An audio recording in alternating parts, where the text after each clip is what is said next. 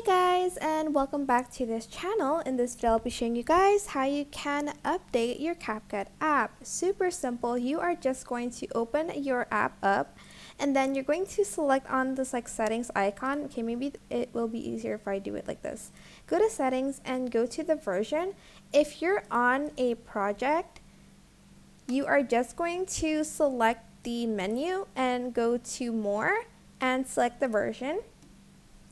Make sure you also select the try beta test version to enjoy the new features. Check for updates and select install now and just wait for it to install.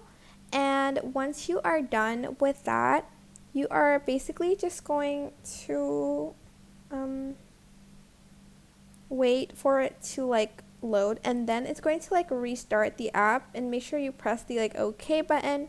And once you have updated your app, once you press the restart button, your app will be updated. It does take a long time, as you can see here. But yeah, that is it.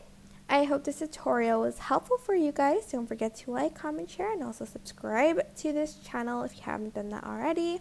If you have any questions, just leave it in the comment section down below and I'll try my best to answer them all for you guys. And if you found this video helpful, please click the thanks button above the description box down below. Thank you so much for watching. Bye!